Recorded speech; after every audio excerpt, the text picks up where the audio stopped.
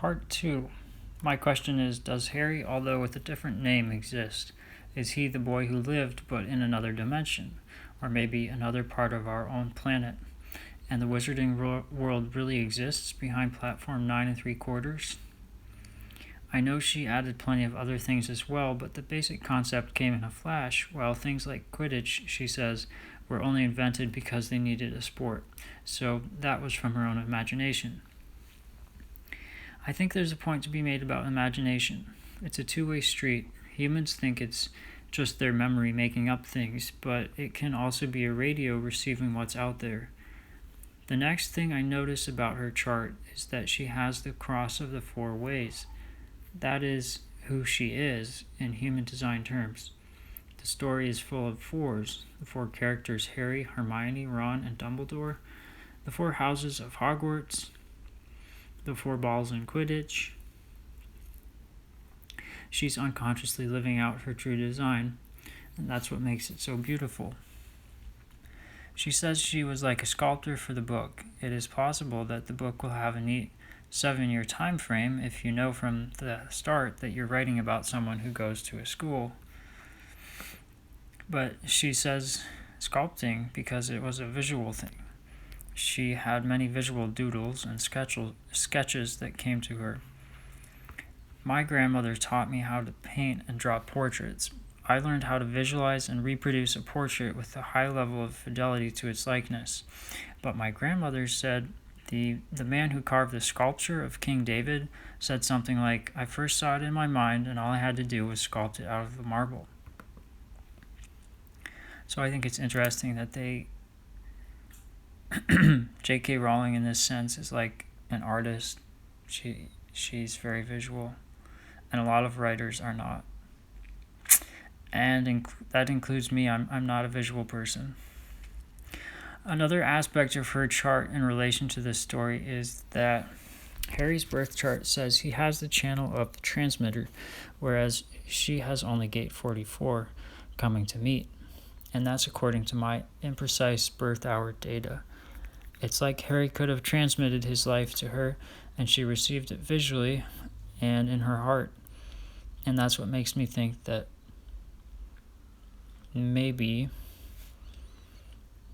she had some sort of connection that is different than most stories. Her heart was open, obviously, having the channel known as the money line in her Mercury and Venus. She was receiving a relationship communicated through the heart.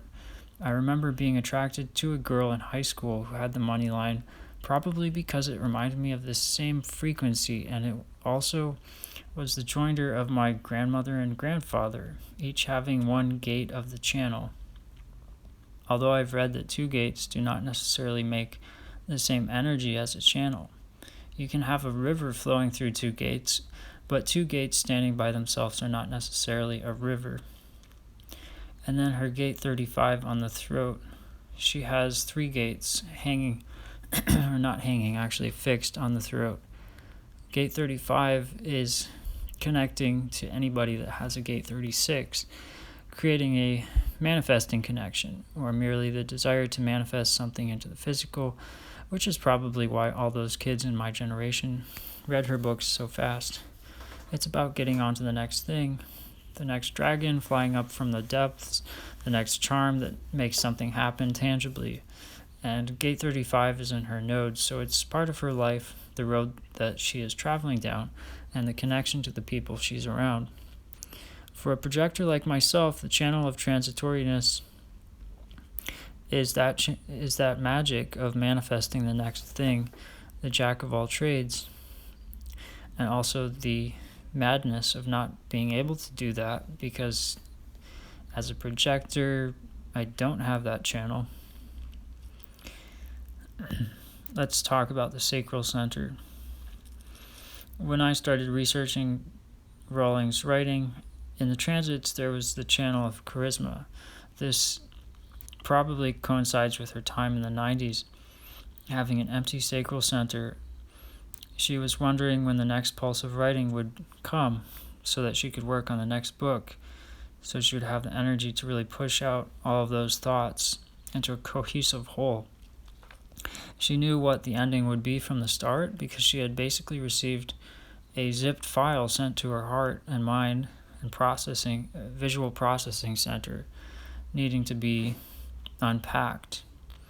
Those are all the thoughts I will share on this deluge of a super geeky commentary on this human design chart.